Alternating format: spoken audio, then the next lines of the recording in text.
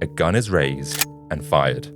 The bullet rips through Pasquale's arm, deflects off the bone and slams into his chest, killing him instantly.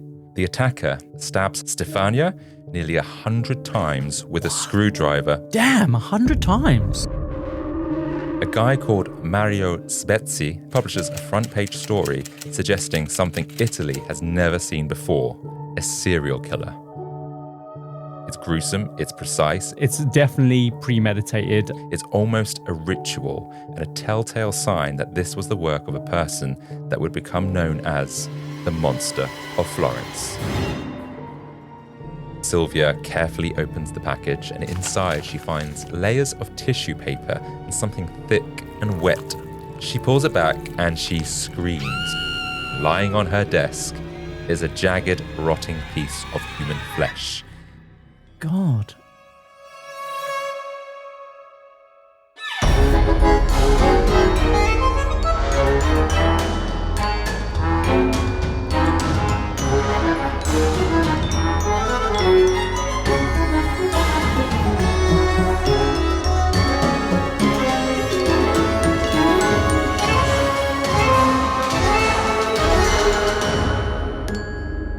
Welcome to the Compendium, an assembly of fascinating things, a weekly variety podcast that gives you just enough information to stand your ground at any social gathering.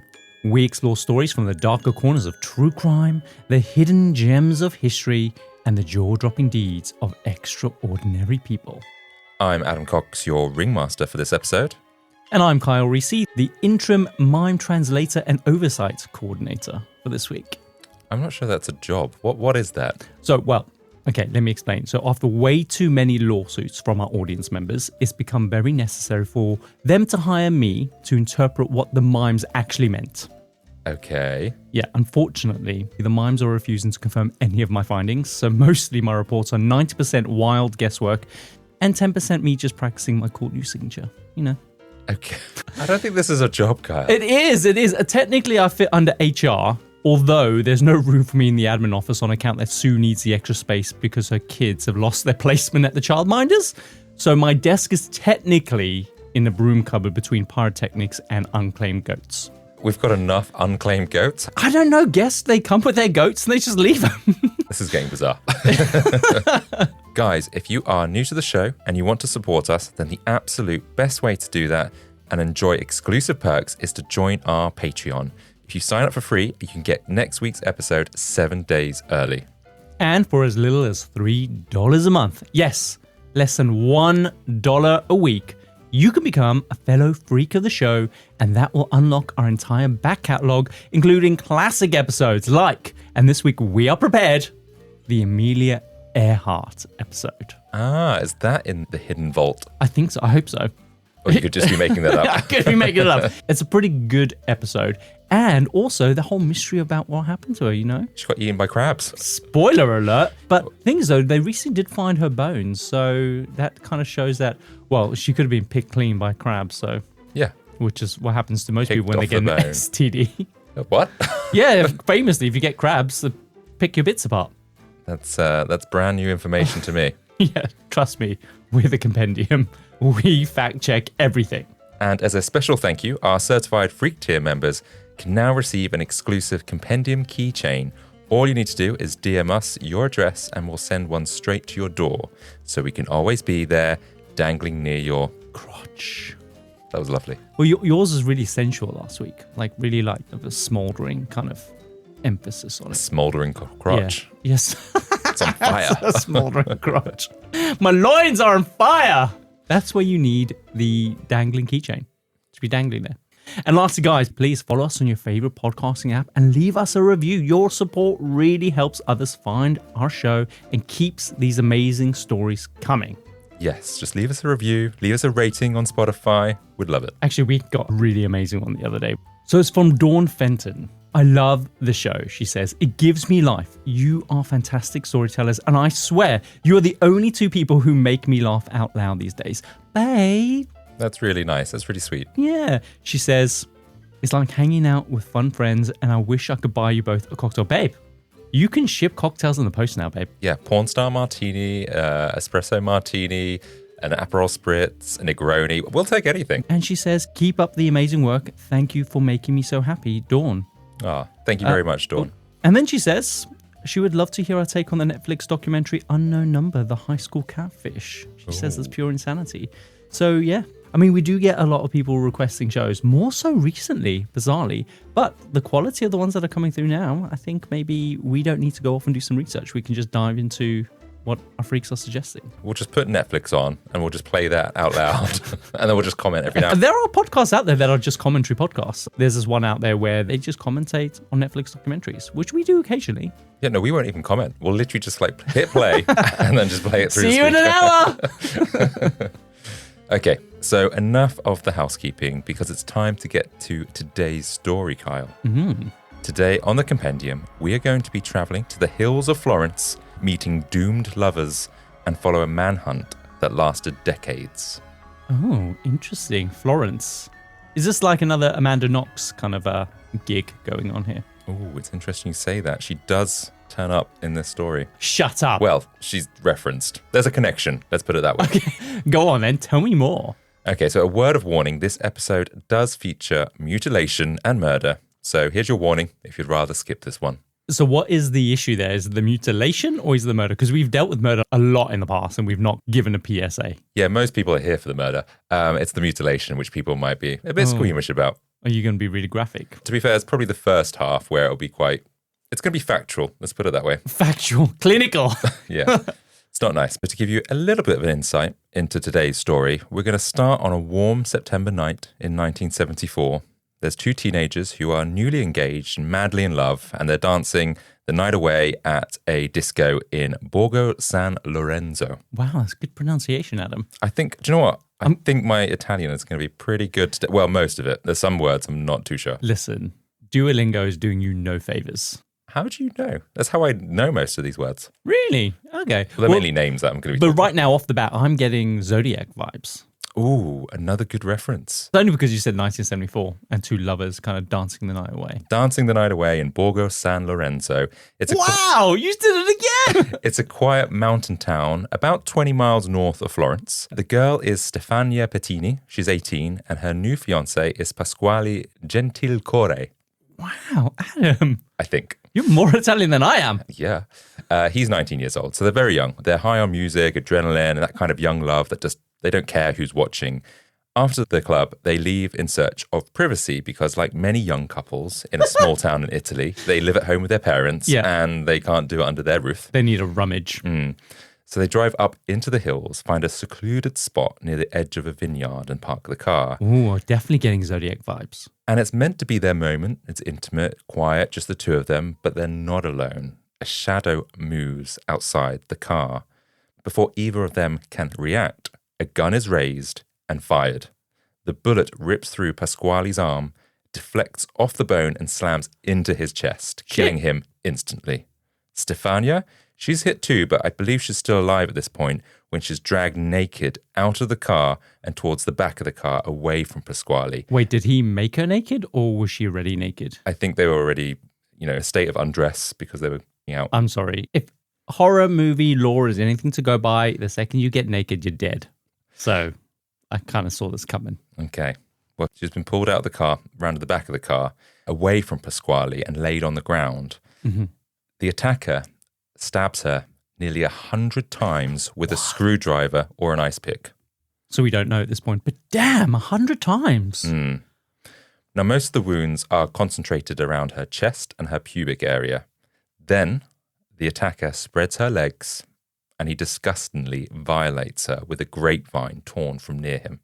It's gruesome, it's precise, it's not some random crime, it's almost a ritual and a telltale sign that this was the work of a person that would become known as the Monster of Florence. Wow. Okay, brilliant setup. Horrible. First of all, horrible setup. Horrible, yeah. Poor woman. So just a couple clarity questions. Is that his MO? Is that what he will typically do, put a grapevine in them in some way? Not specifically that. In this instance, yes, there's other instances, but yeah, we'll try and uncover some of the motives potentially later on.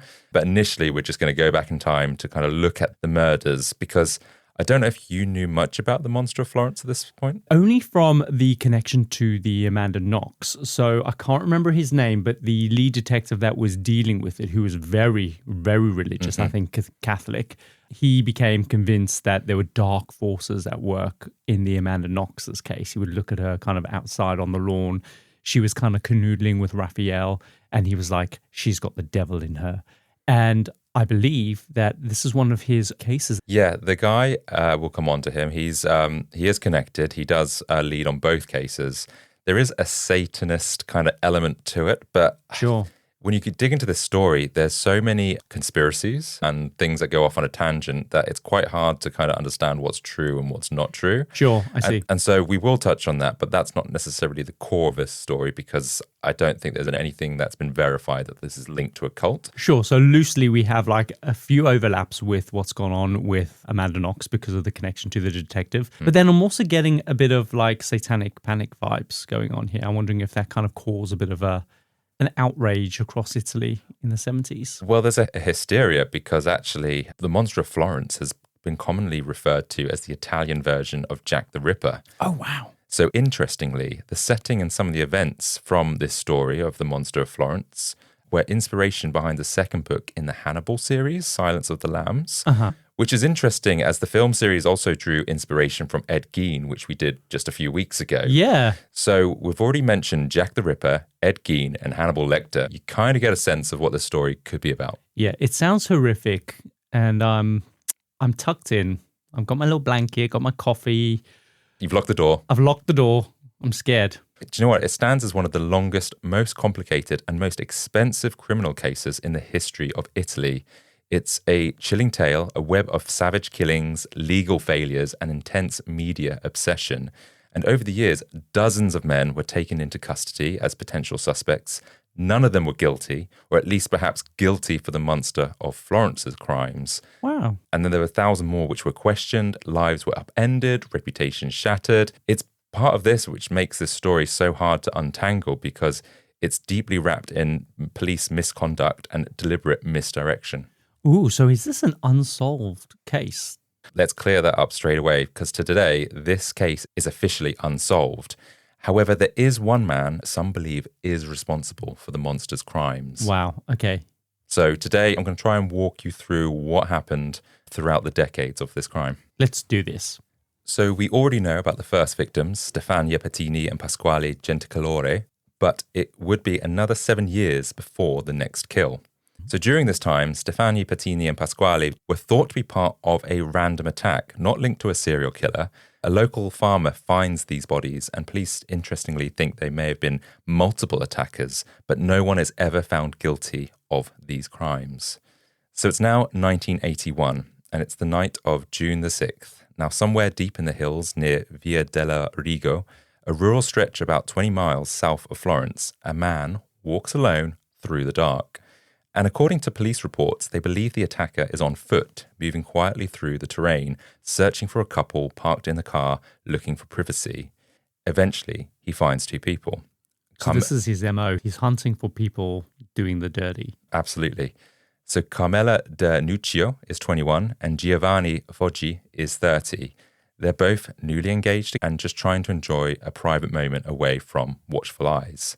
They're in their car, getting it on, whilst they're being watched by a shadow outside the car. Mm-hmm. Before Giovanni can assumingly act, a gun goes off, and the bullet hits him straight in the head, and he dies instantly. Wow. Next, the attacker turns the weapon on Carmela and shoots her too. Then he walks around to the passenger side, pulls her lifeless, naked body from the car, and drags her down a small embankment. He lays her on her back, and he places her gold necklace into her mouth. And then he mutilates her.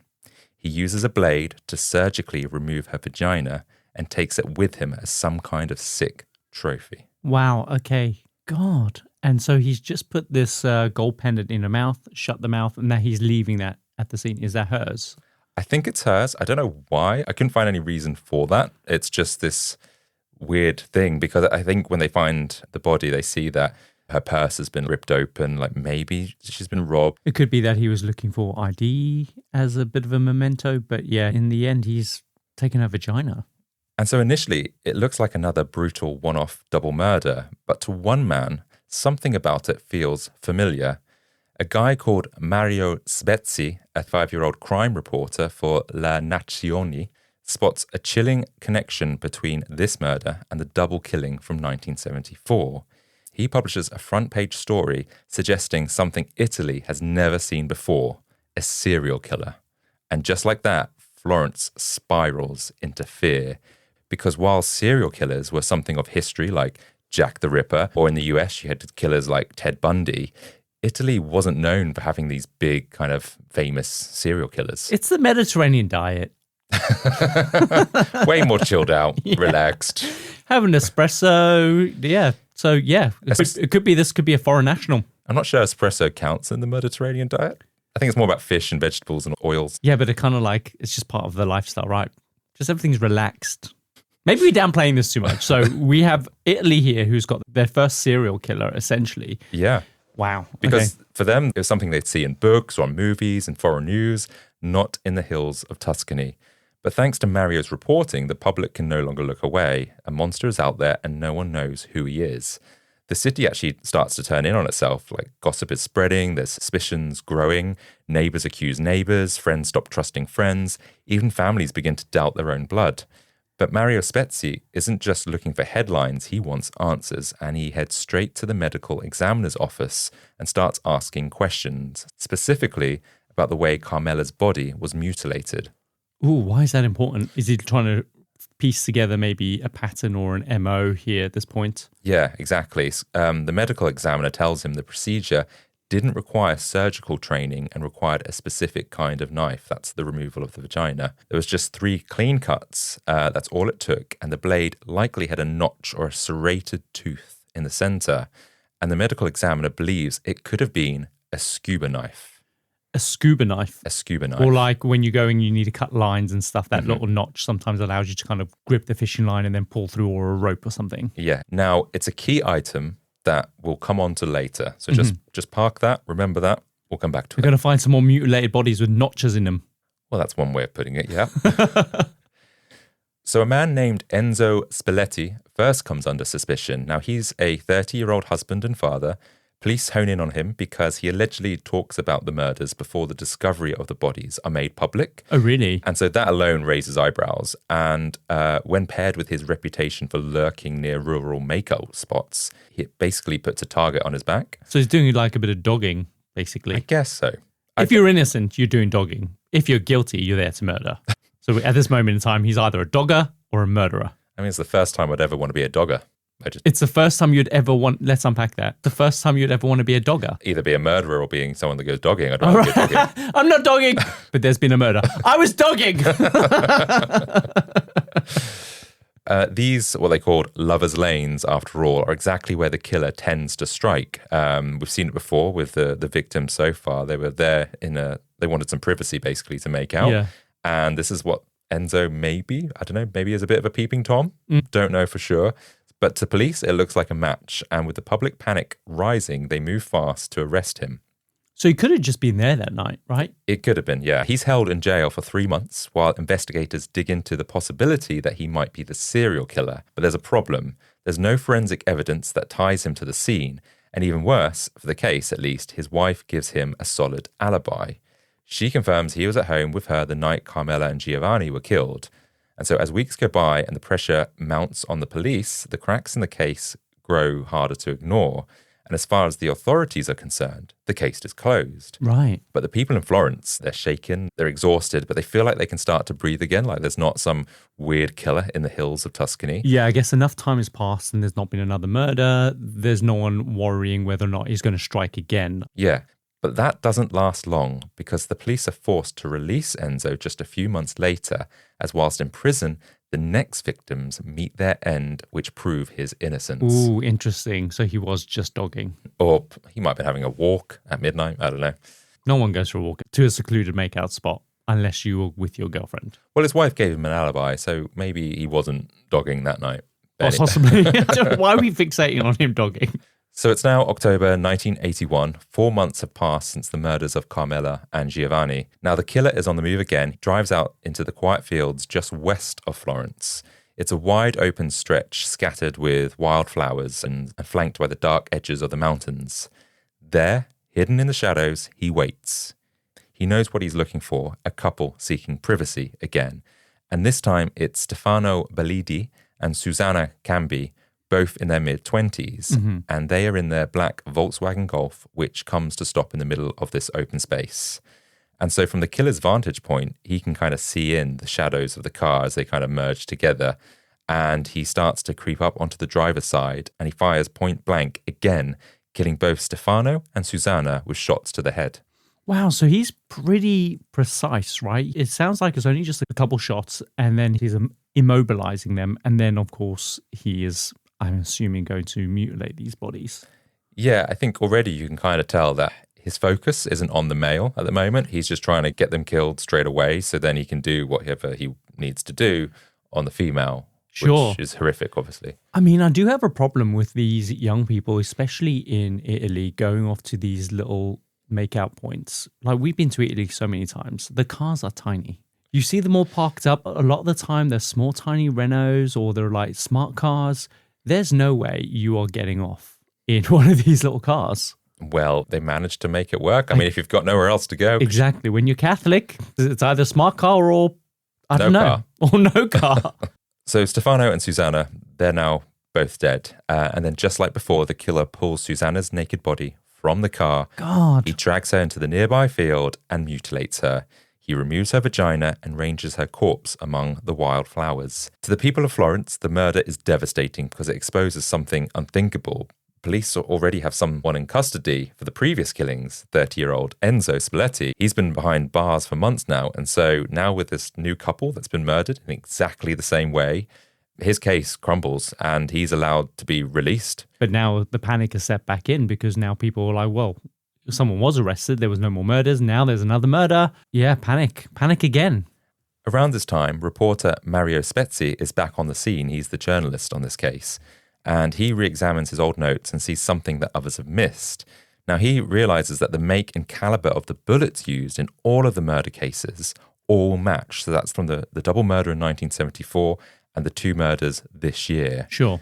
And then he speaks to the medical examiner again and learns that the knife used to mutilate Susanna is the same type that's used on Carmela months earlier. So again, another connection to the most recent killings. Sure. And so he publishes all of this in a series of articles and gives the killer a chilling new name. For the first time, he's known as the Monster of Florence. Monster of Florence. Yeah, so this all comes from Mario Spezzi, the name. I see, okay. Now, we almost have a pattern to those killings, as we discussed. The killer is targeting couples when they are having these intimate moments and when they're likely to be at their most vulnerable and not in a position to fight back. The women, of course, are in a state of undress, making it easier for him to do what he's about to do. And we're pretty confident that the killer is a male. In 2007, there was a study focused specifically on murders that involved this kind of brutality. And in Italy, they only had one murder to go on. Yeah, up until this point. Out of all the murders, all the serial killers in Italy, we have some decisive facts to present. Yeah, now obviously this is in 2007, so it happens way after these crimes. But this study looked at multiple murder cases and noticed a pattern, which was eerily consistent with the Monster of Florence case, because from these other cases, the murders all took place outdoors, and in each instance, the killer used objects from the environment, like branches, sticks, vines, to violate the victim post-mortem. But it's the profile of the offenders that's revealing, because every single one was a heterosexual male, typically in his 20s, with little formal education, a prior criminal record, and no history of mental illness. Okay, why is that relevant? I guess it's trying to build a profile of what type of killer would do these things, because of all these other cases, there's a pattern. And what's also interesting is none of the crime scenes showed any sign of sexual release. There's no semen, there's none on the victims. Do you think it's a morality thing? Because they are young couples, they're making out, they're not married, they live in a country that's very Catholic, and that he is potentially killing them because they're having sex out of wedlock?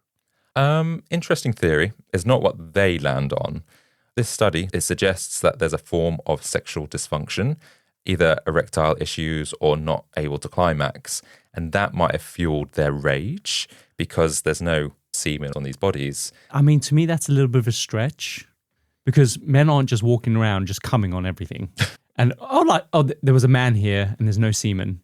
Do you know what I mean? Well, I guess there are murders in some instances where the woman has been raped or the body, whoever has been raped, afterwards. What they're saying in all these instances is that hasn't happened in these cases. Sure. And the link between the killers of all these cases was that they had sexual dysfunction. And so therefore the Monster of Florence matches these other profiles. I see what you're saying. I think right now I'm still firm in my theory in that this is some kind of ritualistic thing, deeply rooted in morality, Catholic country. These people are young, having sex out of wedlock. The fact that he's done something almost weird and ceremonial, ritualistic to their bodies in terms of the way that he's mutilated them makes me feel like there's some kind of connection to that as well that reinforces that. Such as putting the pendant in their mouth. In one instance, he has put the vine inside the lady's vagina. And then in two of the cases, he's taken their vagina. I feel like there's something there. Okay, that's definitely an angle, and we'll come back to that for sure. Just one last thing on this study. What it also suggested was that these killers that were connected in these cases, they weren't insane and they were fully aware of what they were doing. This isn't someone that's not of sound mind. And the way that they justify that is that in each killing, the things that they've done haven't seemed random and kind of like all over the place. They've all been following a similar pattern where he's done the same thing. He's dragged the ladies out. He's done what he's done. He's left something on them or in them. And yeah, so, okay, I possibly agree with that. It's methodical. It's definitely premeditated. Yeah. I mean, obviously these all are premeditated anyway because it's targeted 3 people, but there's a system to what he has done. Yeah, I think that we can definitely agree on at this point. But obviously that's an advantage we have knowing about this now in hindsight. But at the time of the investigation, this was not apparent. And so that's not necessarily something that they were looking at least at this point in time. I guess like people looking at this from the public, they're just horrified by the fact that there have been these 6 murders essentially. But I guess when it comes to the investigation side of things, this is all part of the profiling, right? Yeah. So back to reporter Mario's expose and potentially linking the latest murders to previous crimes. After this, police finally order a full ballistic comparison to the gunshot wounds and shells that were found at the scene of the crime. So all these shell casings from all the crimes are sent for testing, and the results confirm what Mario suspected all along. The bullets were fired from the exact same weapon, a .22 caliber Beretta long rifle pistol. Wow, okay. How do they know what gun it was fired from? Do they start looking at the marks made on the bullet as it kind of escapes from the chamber, because there'll be some kind of signature pattern and they'll compare those? Is that how they know? Yeah, you're absolutely right. First thing, Berettas were pretty common in Italy. They were often used for target shooting, and it used these Winchester H series bullets. So a lot of people could have had it and it was widely sold. But the thing is, I think in this case, with all those individual crime scenes, all those shells, as they left the gun, there's a firing pin that leaves a distinctive mark on the rim. I see. Of every shell casing it ejects, and this mark is found on all the shells that are retrieved at all 3 murder scenes. I see. Cool. And do you know the interesting thing that you said there about the Winchester? That's, I believe it's an American gun manufacturer. And we covered this very briefly on an episode that we did a couple Halloweens ago when we did the Winchester mystery yes, that's house. Right. And the woman who owned that house, her fortune came from the Winchester rifle, I think. And I don't know if it's a Beretta as well, but that's what they produce. They produce these guns. No way. Yeah. Another connection to another one of our episodes. It's not just a plug. So yeah, as we were saying, it's like a fingerprint, essentially. It's a mechanical signature, and it proves 2 things. 1, these murders are all connected, and 2, the real killer is still out there. Yeah. Word spreads fast, and Florence erupts in panic and fear grips the city, because now it's clear there's a monster roaming the hills and no one knows when he's going to strike next. Thanks to Mario Spezzi's reporting, police receive a new tip. Ooh. There's a couple who happen to be near the fields on the same night that Stefano and Susanna were murdered. They choose to stay anonymous, but their memory is sharp. They recall seeing a red Alfa Romeo blocking part of the bottleneck entrance to the countryside. And as they passed, they got a good look at the man behind the wheel. Okay. I mean, this is Italy, and this is an Alfa Romeo. I mean, They might as well have just seen a pigeon. well, it's at least something that should be investigated. Yes, right? exactly. So this man behind the wheel, he had large eyes, a hooked nose, deep creases across his forehead, and a thin, tight mouth, and apparently he looked anxious. Okay, yeah. Sounds ominous. Yeah.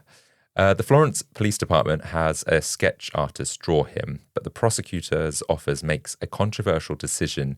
They choose not to release the image to the public because they feared it would ignite another wave of hysteria, which I think is a bit of a mistake because that could have helped other people identify or corroborate if this man was in the area. Yeah, for sure. Like, oh, that's, I don't know, Steve who owns the butchers down the road. Do you know what I mean? Yeah. And it probably wouldn't be Steve. It would probably be like Ronaldo. Yeah. But the thing is, I think I saw the image and the Is thing it bad? It They're didn't normally look bad. It just looked like a cartoon. Really? Have you seen this cartoon character anywhere? Yeah, I was like, I don't know if I could have worked out that did actually resemble a man. Sure. And yeah, it is a bit of a mistake. They do have a couple things going there. They have a red vehicle, Alfa Romeo, and also they have a hook-nosed guy, right?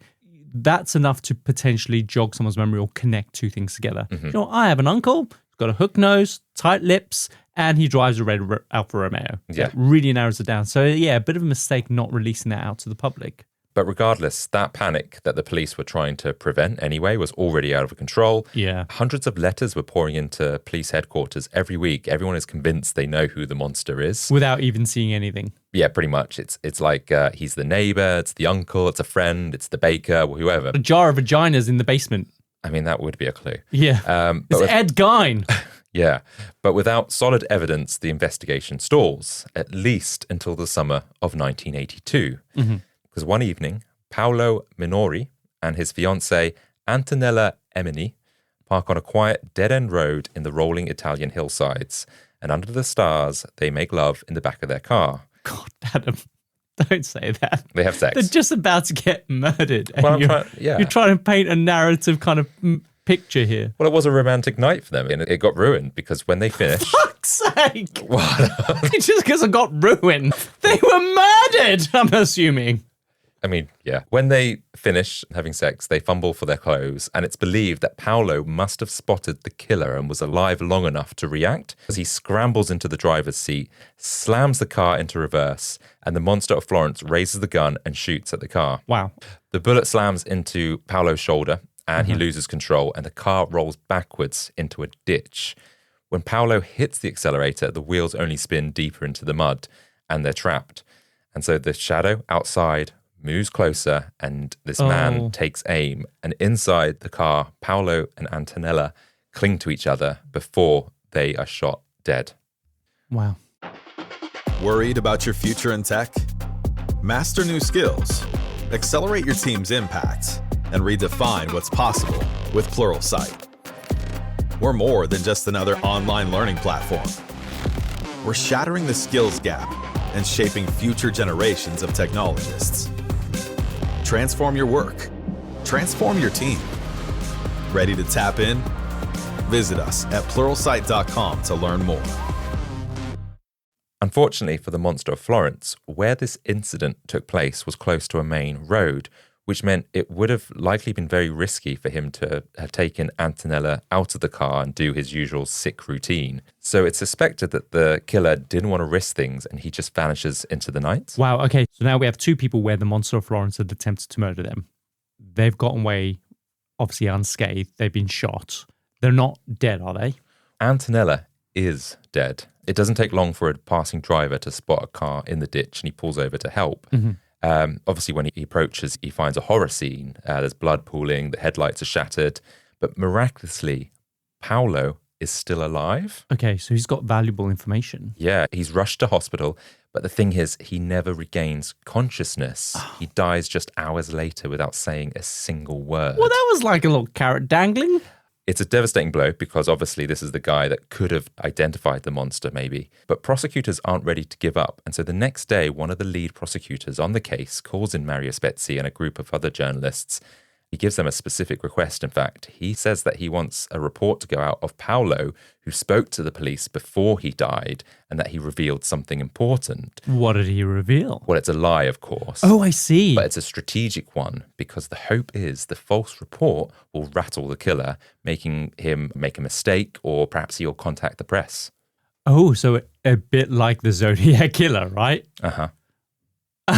Just Well, yeah, because like you say, it's like the Zodiac Killer. It's not an unusual move. In fact, it's based on well-documented criminal psychology, because serial killers often have these egos and they crave attention for their crimes. I see. It sounds like these are all very methodical. He's arranged these things in almost like a ritualistic kind of way. He could be trying to communicate something. When we get those things wrong, they're going to be incensed. Will they then reach out to us? Exactly. What they're hoping is that he can't resist reaching out and trying to control the narrative, essentially. Yes. So on June the 21st, 1982, newspapers across Italy run the story that one of the monster's latest victims survived and gave police vital information. Mm-hmm. They don't say what it is, they just put that rumor out there. And it works. Shut up. A few days later, Florence police receive an unusual letter. It's an old, faded newspaper clipping from the La Nazione, dated 1968, 6 years before our first murders. 6 years before? Yeah. Okay, so 14 years prior then. Yeah, roughly. So someone has circled an article and written at the top in jagged handwriting, "Take another look at this crime." The article describes the murder of a couple, Barbara Locci and Antonio Lobianco, who were shot inside their car after having sex. And the weapon? It was a .22 caliber Beretta loaded with the same Winchester H series bullets, exactly like the monsters. Interesting. So do you think that this was from the killer themselves?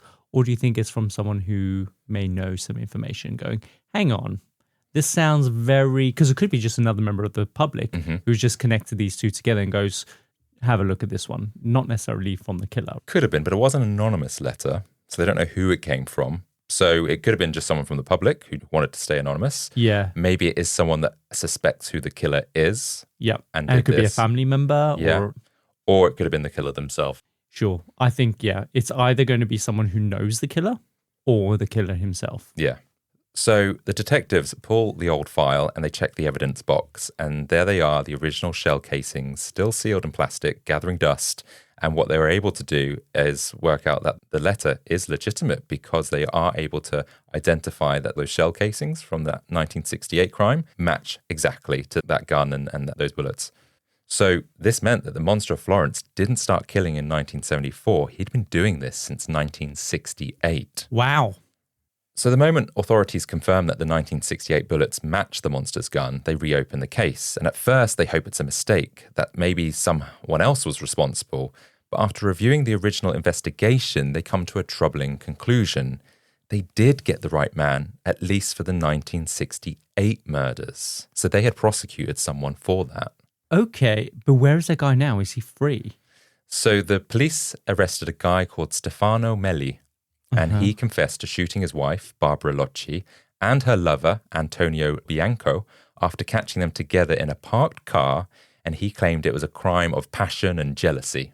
Interesting. So he was prosecuted, arrested, he served time. The connection there is that we know it was fired from the same gun, it was the same bullet. Yeah, and so they think, is it Stefano? But the thing is, he's been in prison for a lot of this time. And he's still in prison? Yeah, well, actually, we'll find out later, but he's in a halfway house. So I think he's being rehabilitated. Okay, so it still looks like this could be him, right? Unless someone is using the gun that he used. Ooh. And a copycat killer. Interesting that you say that. Oh, interesting. So the gunshot residue found supported his story that he was the killer at the time, and he was quickly arrested and convicted.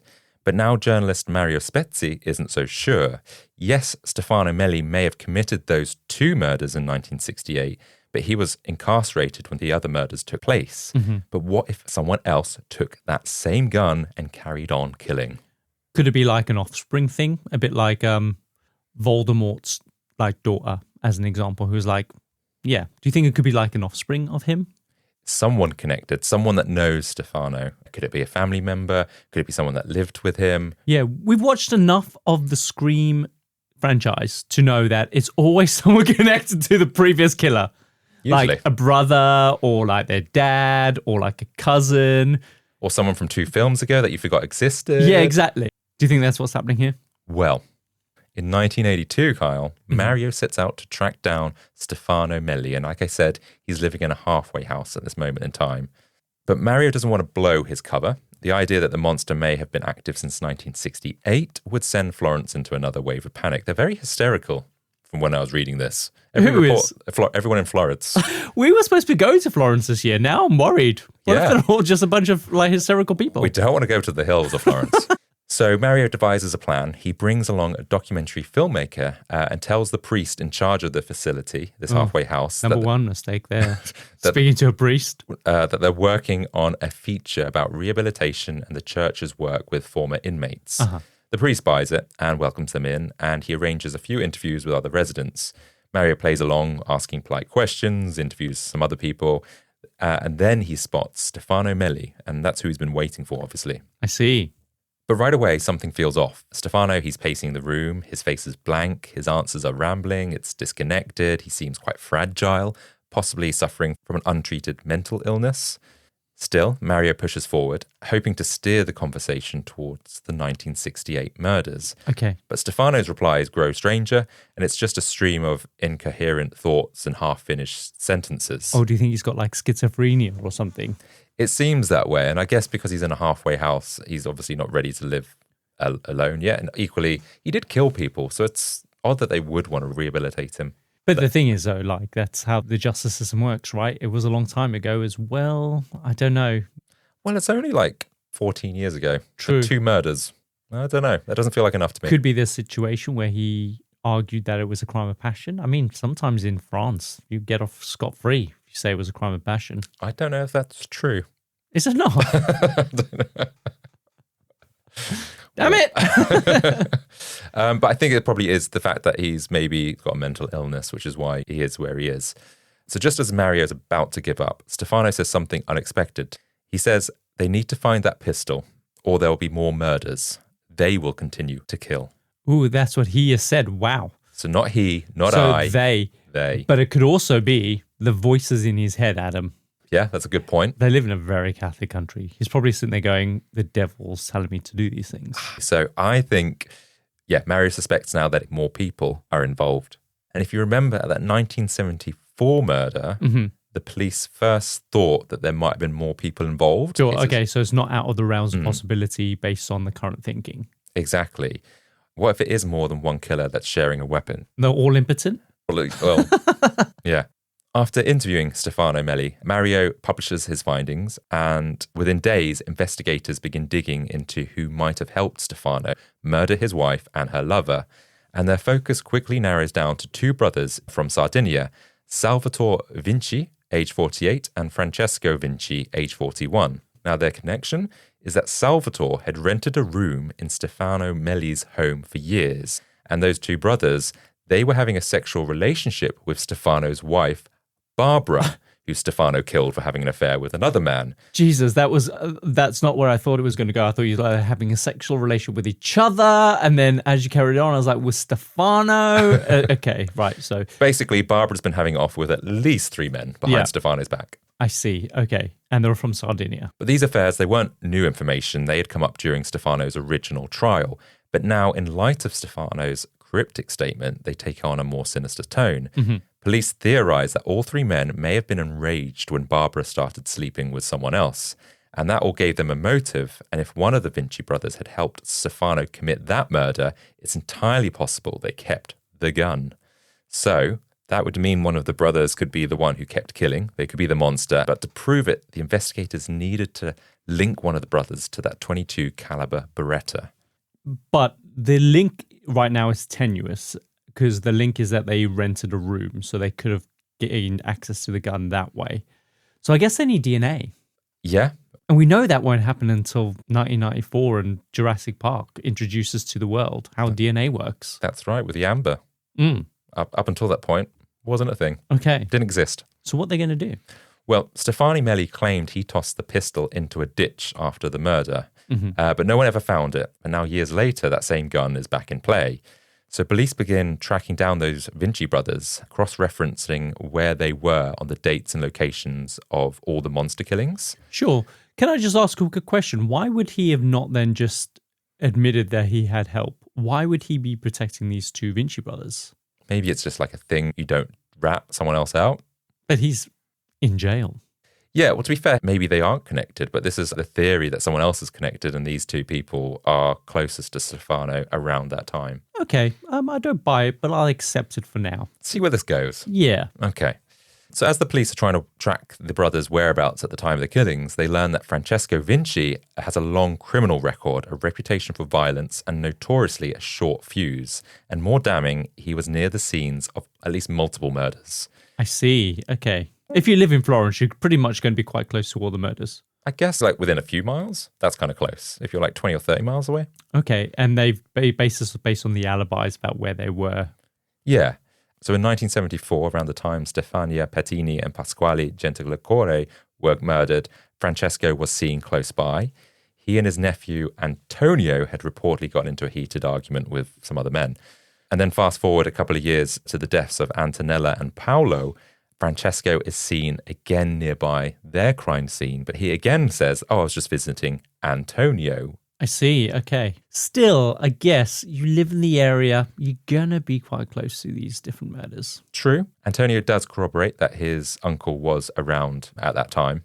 But what the police do uncover next is perhaps the most suspicious clue yet that Francesco is connected. Go on. So remember when the police falsely leaked that one of the victims, Paolo, had survived the murder?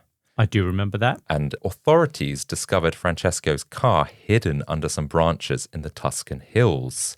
Now, the police thought that maybe Francesco had been spooked by the news and that the police could be onto him. So, in July of 1982, Francesco Vinci is brought in for questioning. When asked, he'd gone out of his way to hide his car. He says that there was a jealous husband of some woman he was having an affair with. It's just that it's a recurring theme with him. Why keep having sex with, like, married women? It's all about passion and affairs. It feels like a proper mafia story. It does. I mean, if it's not the French, it's the Italians. So the investigators, they don't buy that was the reason he covered his car up, that he was having an affair. So August time, Francesco is officially arrested on suspicion of being the Monster of Florence. Mm-hmm. And for the authorities, it's a chance to finally say that they've caught the killer. But for the people of Florence, something doesn't sit right because they were a bit skeptical that Francesco is the man behind the murders. In fact, in their minds, the killer is this smart, elusive, someone that's quite calculating. Oh, he's a bit of a brute. Exactly what we said earlier, that he was a bit of a hothead and a violent man. He's loud, he's aggressive, he's hot-headed, and he doesn't fit the kind of profile that people think this killer is, essentially. Yeah, sure. He's more of like a petty kind of mafia criminal, kind of like boisterous kind of lad, whereas the Monster of Florence has, for a lack of a better word, a sophistication in the way that he moves and operates. Exactly. Twisted and sick, but still there's a sophistication there. And it doesn't take long for the public to be proven right, because just over a year later, while Francesco is still behind bars, the monster strikes again. Interesting. This time, it's two German tourists, both 24 years old. They park their Volkswagen van along Via de Giorgioli. I don't know if I've said that one right. No, you didn't. It's a quiet road. It's, you can picture the scene. It's like the others, essentially. I can just picture German tourists on their... Yeah, you've spoiled it by saying that they're German tourists. Why? I just see two loungers with a towel on them. And they've nipped off real quick and no one else can use them. It's their own chairs. Who's going to take them? I don't know, but you've spoiled it. Okay. Well, they're backpacking across Italy, exploring the countryside, sleeping in their van. And chances are they probably haven't even heard about the monster, so they think they're safe. But as we know, the killer targets heterosexual couples, usually focusing his most violent, ritualistic behavior on the woman. But tonight, the monster breaks his pattern as the two young men, Willem Friedrich Horst Meyer and Jan Rusch, become his victims. They're just doing German boy stuff. German boy stuff. So we don't know why the monster broke this pattern, but we can... because do you think he's that selective? Like, if everyone's panicking that there's a serial killer and everyone's staying indoors and all these good Catholic kids are not going off to rummage around in each other's knickers, he's gonna take what he can get. And he just so happens to be two German lads on sun loungers. That's not what people think. Okay, continue, Adam. Okay. So we don't know for sure, but Jan had long blonde hair. I mean, we do know that. But we don't know. Did you think he mistook him for a woman? That's essentially it. He's got this slim build. And so from behind, looking into a van, could maybe look like a woman from the distance. I mean, how many gays are just rummaging around in the Italian wilderness? I don't think there's many. I don't know if I think your first thought is going to be like, right, where's my checklist? Are they heterosexual? Check. Are they, do you know what I mean? Are they Italian? Check. But he might have shot from outside the vehicle initially. And then when he got closer, realized actually they were two gay men. And that's when he abandoned it. Well, the thing is, there were several more rounds of gunshots in the side of the bus, and a torn-up gay porn magazine had been scattered around the crime scene, which kind of indicated that the killer was angry or frustrated with his mistake because he left them alone. There was no kind of ritualistic bit to this murder. Ooh. So that's why people think that he did accidentally mistake Jan for a woman. Do you think that the fact that he ripped up the porno magazine in a rage is because he's a gay ally and he was mad at himself? I don't think so. No, okay. I'm just trying to work out, is he gay? Because that's why he's just really mad at himself, because he's killed one of his own? I think it's a good thing that you weren't on this case. I don't know. I'm just trying to piece this together. Yeah. I'm sure there's a bunch of freaks out there that are thinking the same thing. That's a whole new conspiracy theory that you've put into the open. I'll set up the Reddit channel now, shall I? So Francesco, in prison, is now quietly hopeful that the latest double homicide, these two men in the van, that proves his innocence. Mm-hmm. But the Florence police aren't so quick to let him go. Instead, they double down. They argue that the killer didn't break his pattern. It's a different MO going after two men, essentially. Yeah, which backs up that it was a mistake then. Yeah. Do you remember Antonio? He was Francesco's nephew, who Francesco was with around the time some of these murders had happened. Yes. So during the investigation, Antonio was looked into, but mainly for illegal possession of firearms. But it seems like the police are perhaps trying to pin this crime on Antonio as well. He immediately is arrested for illegal possession, and both Vinci men are behind bars at one point.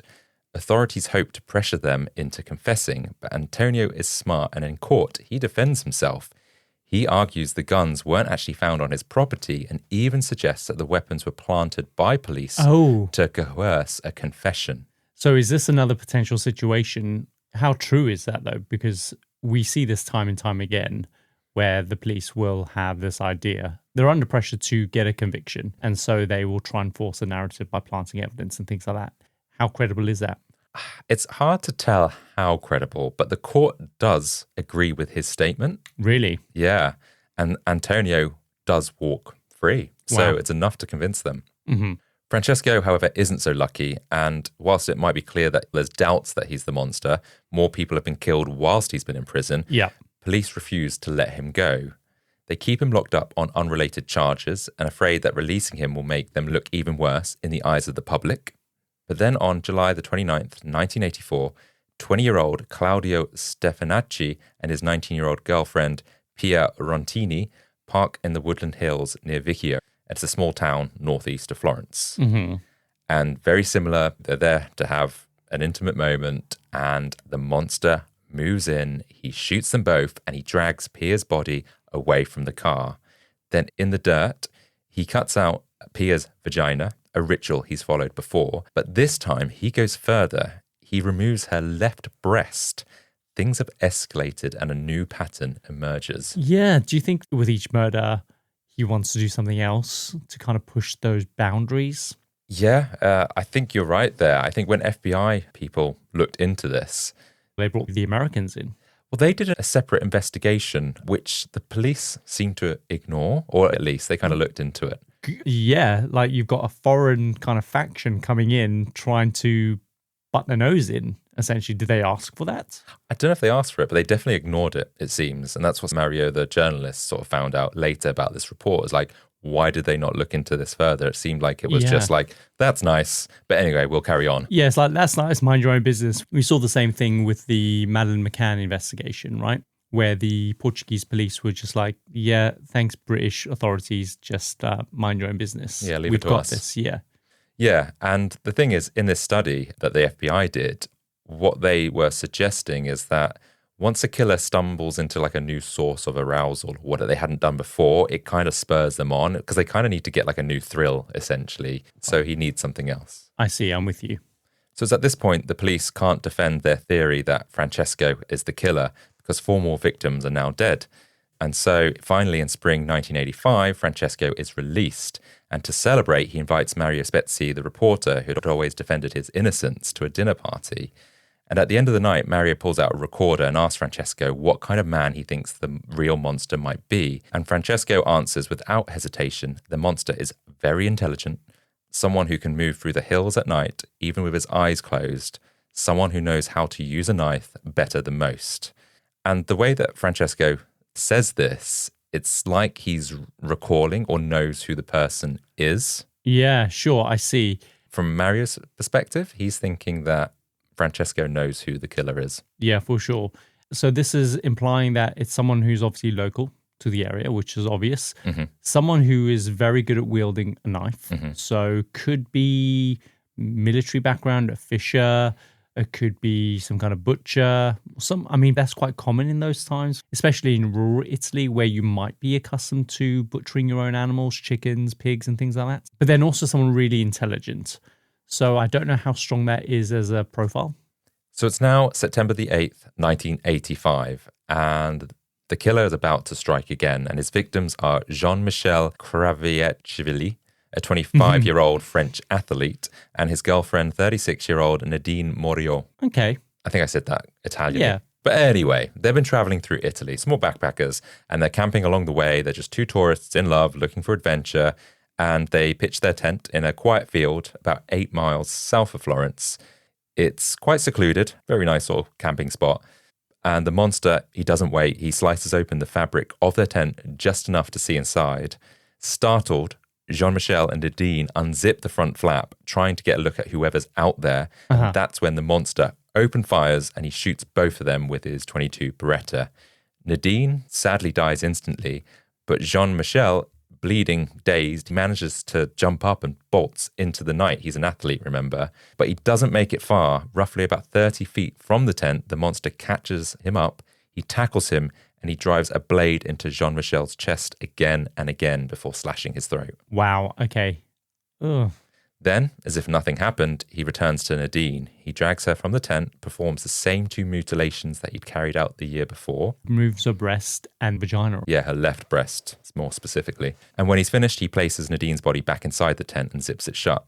And so police, they won't find the bodies for 2 days. And when they do, they discover what had happened. But interestingly, there was no footprints, no fingerprints, no blood trail, no hair, nothing but shell casings. The monster had come and gone like a phantom. Yeah, and if it's interesting that he's decided to leave the shell casings there, that almost feels like he knows that they'd found the shell casings before, and yet this time around he's still not getting the hint to pick them up. So maybe that is his thing, to leave them behind. I think he knows that's the connection, right? And he wants people to know that it was him, but he doesn't want people tracing his footsteps or getting close to him. Yeah, so he does want to be caught, but he wants him to know it was him. Exactly. And so people are thinking, are they ever going to catch this guy?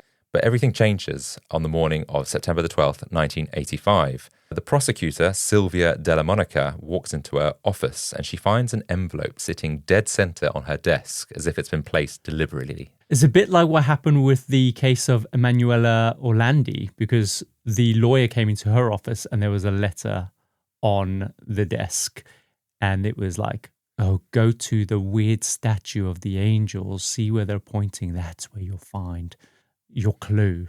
What is up with Italians? I know. Just pick up the phone and just say, can I please speak to so-and-so? And here, this is what you need to do.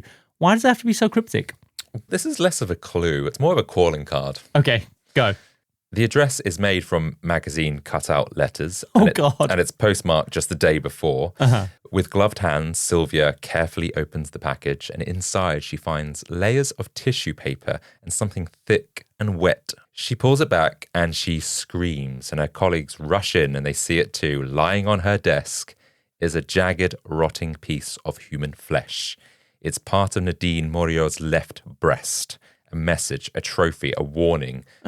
And yeah, the killer sends it to the lead prosecutor. And it's got to be the killer, right? There's no way you can fake that. Yeah. So he is toying with them. Yeah, absolutely. And he sends it to Sylvia, who's the only female that's working on this case. And she thinks it's a scare tactic to make her drop it or come off the case. And she's scared. She does drop out because she feels like she could be next. Wow. So why do you think he sent it to her specifically? Because she wasn't even the main person on this case, I'm assuming. I think she might have been at the time, but then things do change after she leaves, and it's actually the guy who was involved in Amanda Knox that then comes on the scene. Okay. As we know, the police have arrested multiple men for being the monster, yet there's been subsequent killings that have then proven their innocence, or part innocence at least. Yeah, so we're kind of like at a stalemate, like, who's doing this? Yeah, exactly. And like I said, it's one of the longest running and most expensive criminal cases in Italian history. There's been so many suspects. Some say there was like 250, whereas others say that there's thousands. Somewhere in between in terms of the people that they were looking into and investigating. Yeah, I guess like they whittle down their list and they go, this is who we think could fit this profile. And how many do they actually follow up with? And those are those two figures that they're dealing with there. Yeah, but there were quite a few people arrested that we didn't even cover. Many are falsely convicted. In one case, a doctor's accused and he takes his own life. Wow. So the FBI did their own report on who they thought the killer's profile would match. They said the killers, they often feel rejected by society, have trouble forming relationships. They often live close to where they kill. But the thing is, that all matched the monster to a T. But this report, it was kind of ignored by the police. And so at the moment, people just have no clue what is going on. And remember, this report also noted that the monster likely picked his locations carefully. He knew where people went to be intimate, and he used stealth and speed to strike. The male victims, they were just obstacles, and the real objective was to mutilate the women, removing their vagina, their breast. And it's a kind of a twisted way of possessing his victims. That's why he often dragged their bodies away from their partners, as he wanted complete control over that ritual. Yeah, and the thing is, though, the men are an obstacle. They are in his way, then, based on what you've said. So why go and target lovers going to these love lanes? Why not just maybe frequent where prostitutes hang out, rather than having to deal with a male obstacle that could potentially harm you? Do you know what I mean? Yeah, but then I guess prostitutes, as far as I'm aware, aren't just randomly on countryside lanes. Where he lives. Yeah. Strange. I don't know.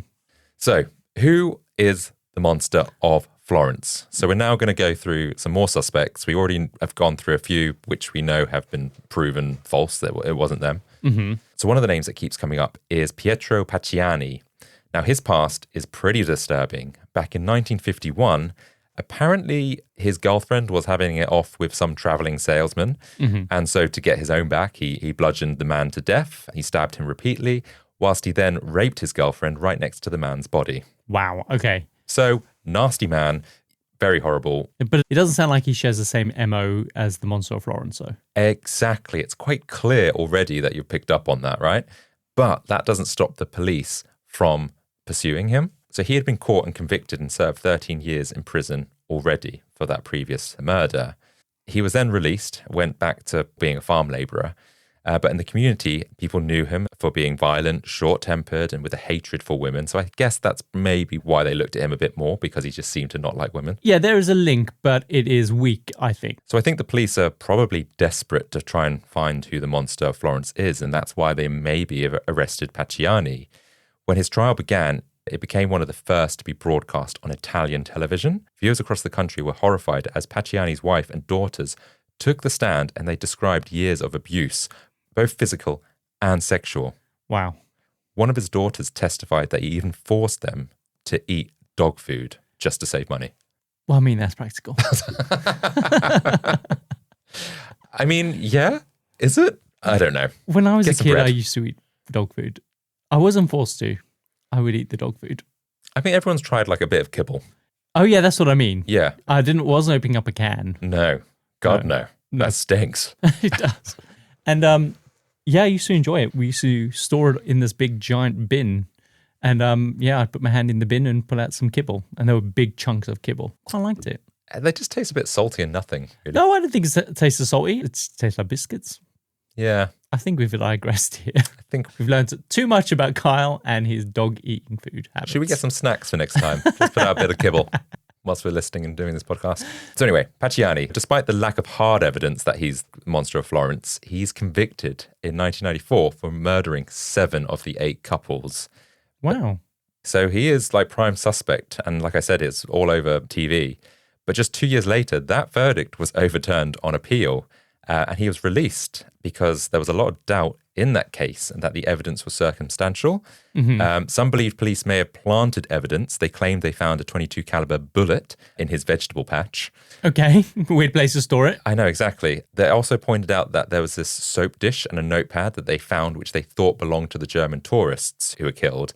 Would be a really odd token to keep. Yeah, it's not a breast. And a witness said they saw a car that looked like Pacciani's near one of the crime scenes, but defense said this was either planted evidence or circumstantial again. So essentially, none of it stuck. So they are really desperate. I'm shocked that they've gone through 2 trials now. They put 2 people through trials. And of course, the biggest issue was the fact that the monster showed signs of sexual dysfunction and there was no evidence of rape or anything like that. Whereas we know that Pacciani, he raped his own daughter, he raped his girlfriend. It doesn't match up. Good point. It feels like the police just need to close this case and they're doing whatever they can to basically put someone behind bars. Yeah, sounds like it. Don't get me wrong, Pacciani was a horrible person and he did belong behind bars. But I think maybe was this a way to pin blame on him, even though they didn't have enough proof that he was the monster? But the thing is, though, the cops must be really confident that the Monster of Florence have stopped killing at this point. Because otherwise they're just going to look so dumb. And they've done this twice now, right? They've arrested and convicted 2 people. Yes, they've been overturned. But what if at some point the Monster of Florence strikes again? What's that going to look like for the police? It's going to destroy their credibility altogether. Why don't they just get their ducks in a row and only go for a conviction if they're confident? Those deaths in 1985, they were the last deaths. So there were 8 couples in total, 16 deaths. I see. So why it stopped, we don't quite know, but it has stopped at this point. So it could be the ones that they've convicted. It could be. So anyway, Pacciani, he is released. But interestingly, there is a second trial, not of Pacciani himself, but he was involved. So that's when a man named Giancarlo Lotti came forward. He gave a confession and claimed that he had been present at some of the monster's killings. Really? He said that there were 3 men involved, which again would link back to some of the previous reports about there being multiple attackers. Yeah. So Giancarlo Lotti said that Pacciani was the man who pulled the trigger, another man used the knife, and Lotti himself, well, he was just the lookout. He didn't get involved. Okay. But then Lotti changed his story. He confessed that he had pulled the trigger on the German tourists. And so based on that confession, both Lotti and this other man were convicted and sent to prison. Wow. But Pacciani had died of a heart attack in 1998, so wasn't alive to be retried at the same time. So some say that Pacciani's heart attack was a bit odd. It only occurred a few weeks before he was about to stand trial again. So there's no official autopsy, but was he bumped off? Was it suicide or was it just a coincidence?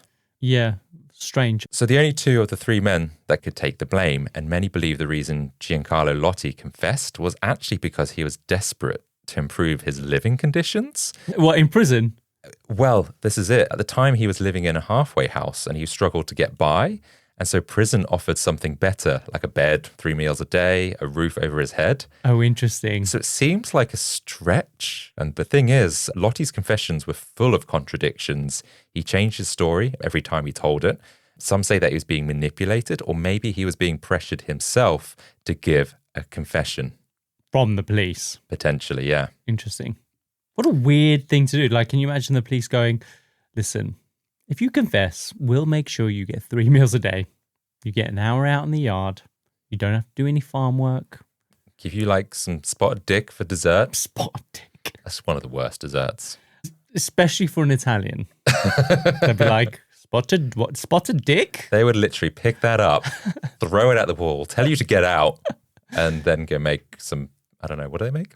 A tiramisu. Yeah, they make a lot of it. Yeah. Okay. Continue. But anyway, the court had accepted his testimony as credible, and Giancarlo Lotti was arrested in 1995, and by 1996 he was convicted for 4 of the Monsters of Florence murders.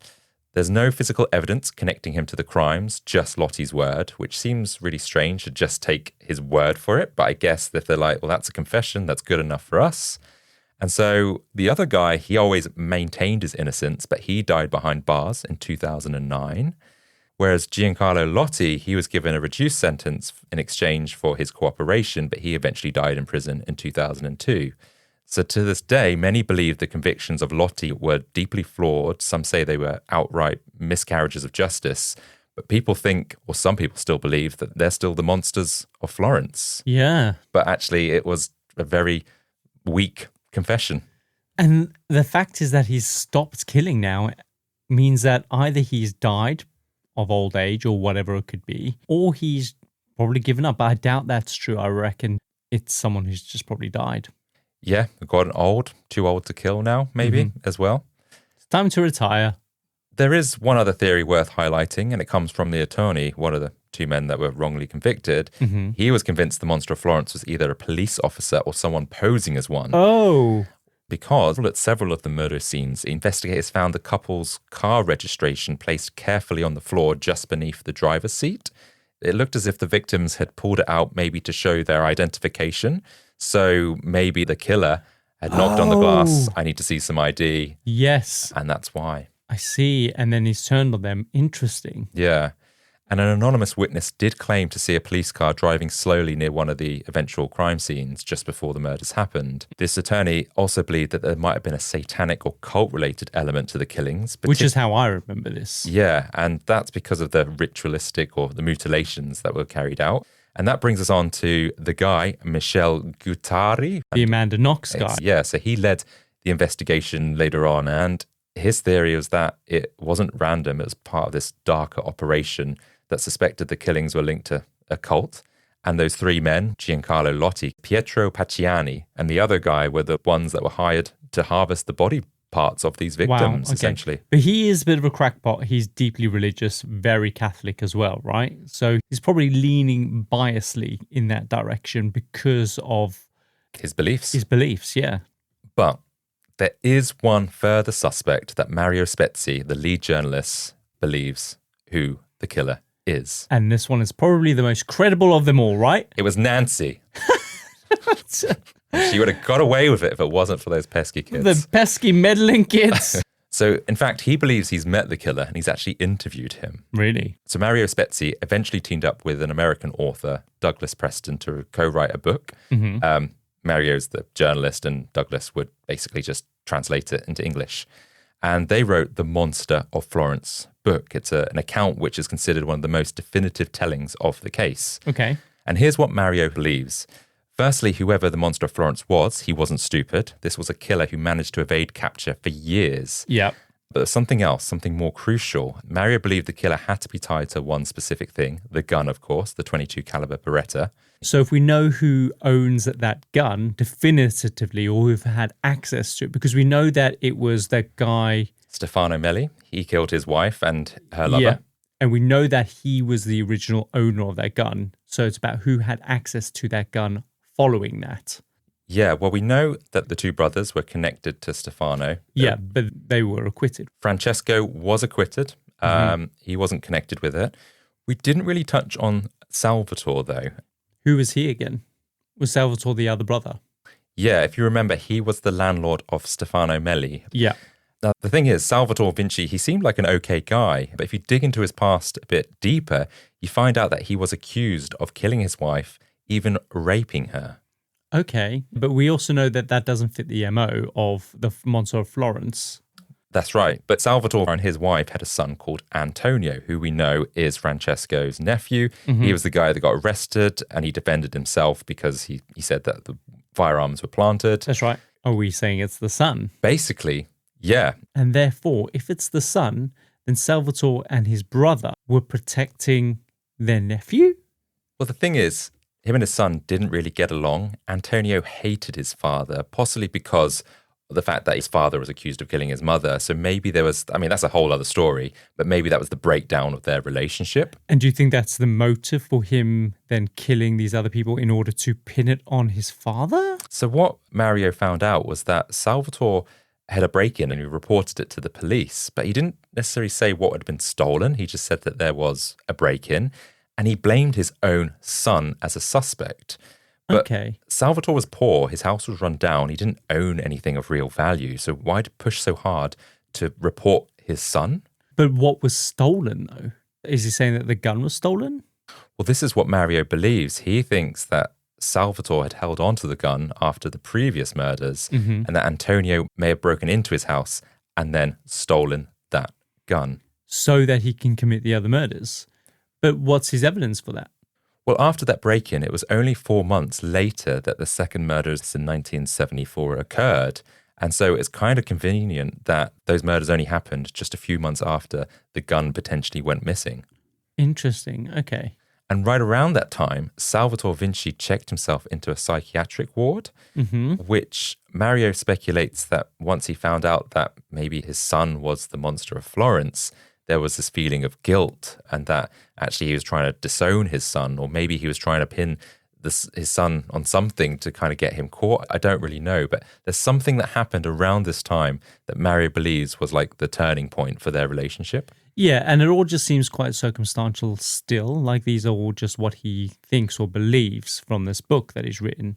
So I don't know, is there anything more concrete that is linking Antonio to these murders other than there being a break-in and the gun going missing? A few things. So for one, Salvatore had vanished. We don't really know what happened to him. He just disappeared. Whether there's anything more sinister behind that. Did Antonio then murder him potentially for killing his mother? Do you know what? I couldn't find any reports of what actually happened to Salvatore. All they say is that he just vanished after the acquittal of the murder of his wife. So what Mario wanted to do in 2001 is they wanted to go visit Antonio in person. When they showed up unannounced, Antonio recognized Mario immediately and welcomed them in. He offered them drinks, he sat them at the table, and Mario's like, I'm writing an article for the New Yorker. But when the topic turned to the Monster of Florence, Antonio didn't flinch. He admitted that his relationship with his father had been rocky, and then he added something chilling. He said, we had a fight, I pinned him, planting my scuba knife at his throat. Scuba knife? Yeah. Now that got Mario's attention because that's... But also how common are scuba knives? Well, maybe. But it was interesting that he said scuba knife, not a knife or whatever. He specifically said the weapon that was used in mutilating the women. Right. Now, was Antonio revealing something or was he just taunting them because he knows kind of what they're digging at? Yeah. So Mario pressed harder and he brings up the theory that Antonio stole the Beretta, and then Antonio basically smirks and he says, if I had taken it, I would have fired it into my father's forehead. Wow. They also asked why the murders stopped between 1974 to 1981. So they're asking Antonio this? Yeah, and that happened to be the same amount of time that Antonio had left Florence. Where'd he go? We'll come on to that, but coincidentally, when he returned, the murders started again. Interesting. And so when they ask him this, he doesn't really respond, he just kind of smiles. And so they asked him directly, are you the Monster of Florence? And he answers with a firm no, and the interview ends. But as they stood up to leave, Antonio leaned in and said, listen carefully. Oh, God. I don't play games. What does that mean? Mario and his co-author, they left the house certain of one thing, that was the Monster of Florence looking them in the eye. But he said he doesn't play games, and he said no. Yeah, he says that, but maybe like off the record, don't come fishing around here. I see. You're not going to like it. Oh, I see. That's what that means then. Yeah. I mean, he's got a connection to the gun, potentially. Yeah. Scuba knife. He has the aggression, the timeline. It all fits. And what's more, Antonio Vinci reportedly suffered from sexual dysfunction. I was going to say, is he impotent? Yeah. And okay. So where's that evidence from? Well, he had a hard time maintaining a relationship with women and seemed deeply uncomfortable with intimacy. So maybe they spoke to other girlfriends. And he wasn't gay. No, he wasn't gay. But according to Mario, when Antonio left Florence, he got married, but the marriage was annulled because he couldn't consummate the marriage. Oh, I see. And that's a huge clue because it It's lined one up. of the big things that they were looking for, right? Exactly. It was the thing that was in the FBI's behavioral profile of the killer. Why the women were never sexually attacked, why the killer carried out his process in such a ritualistic and sadistic way to exert his power. So Mario spent the summer of 2001 writing the article for the New Yorker to reveal all this. And they believed the moment it was published, Italian authorities would have no choice but to reopen the case. But the story never ran because this was the time of the September the 11th attacks, which changed everything. The world Wow. stopped. And in Italy, no one really cared about the monster anymore. After all, it was a cold case and the murders had stopped over 15 years ago. Wow, so it just fizzled out. So, yeah, as we close out the story of the Monster of Florence, it's impossible not to draw a connection to the Amanda Knox case. Both cases were shaped by the same prosecutor, and in both, we see the same pattern, an obsession with conspiracy, or at least obsessing over a certain outcome. Yeah.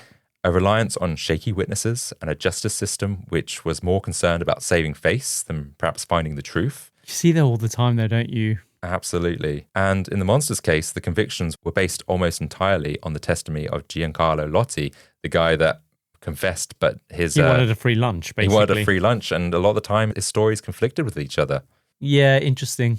And the guys that were convicted, Giancarlo and Pacciani, did they really kill all 16 people? Maybe they were involved with some, you could say, but they weren't the killers that connected all the cases. Yeah, and do you know what? There's nothing really that I go, one of these suspects definitely did it. There is quite a lot of plausibility with a lot of them, but yeah, I don't know. Yeah, we still don't really know who committed the murders. Antonio being the killer seems plausible, but there's never been enough evidence to really pin him on this. No. We never found out what happened to his father, Salvatore. He disappeared. And as for Francesco, his uncle who was wrongly imprisoned, well, he died in 1993 in a car fire and was found charred and tied up in this burnt out car, which is like a mafia way to go, it seems. It feels like it. But as recent as last year, his family wants Francesco's remains exhumed and DNA testing done, as they are not convinced that that dead body was even him. Oh, really? Just to kind of throw another spanner in the works. So did he fake his death? Is he still alive? Is he the killer? Was it Antonio? Was it all of them? Who knows? The saga continues. What we're left with is a chilling mystery, an incomplete puzzle, and one final question. What the actual F went on? Yeah, what? The thing is, though, all these years later, right, we now have gone into the realms of having access to DNA. Have they not collected any of this DNA from the body parts that were posted and the evidence from the crime scene? Could they not check for DNA, and could they not start running it against these people that were previously convicted? Why have they not done any of that? Well, we know that some of the crime scenes, they couldn't get anything. There was no DNA to collect. So I think it's quite difficult to do that. So, yeah, that is the story of the Monster of Florence. Yeah, interesting story. I've always heard about the Monster of Florence story, but it's not something I've ever researched into. I didn't realize it had so much mutilation involved. Yeah, and just, some horrible deaths, some crazy characters that are involved. There's some shady people connected to this story, and it's just, I'm not surprised in some ways that they haven't been able to find a killer. It doesn't feel clear-cut with a lot of these people involved. What about the show that's coming out? Oh, yeah, of course. Right now on Netflix, or soon to be, there is a show.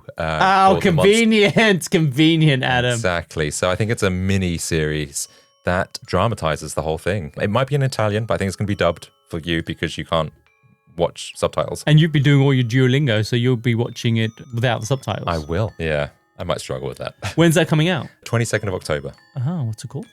The Monster of Florence. Let's run the outro.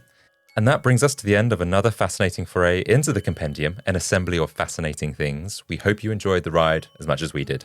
If today's episode sparked your curiosity, then please do us a favor and follow us on your favorite podcasting app. As we always say every week, it truly makes the world of difference and helps other people discover the show. And for our dedicated freaks out there, don't forget next week's episode is already waiting for you on our Patreon, completely free to access. And if you want even more, you can join our Certified Freaks tier to unlock our entire archive and delve into exclusive content and get sneak peeks of what's coming next. We'd love you to be part of our growing community. We drop new episodes every Tuesday. And until then, remember, it's not the darkness that haunts us, it's who's walking freely within it. Scary. See ya. See ya.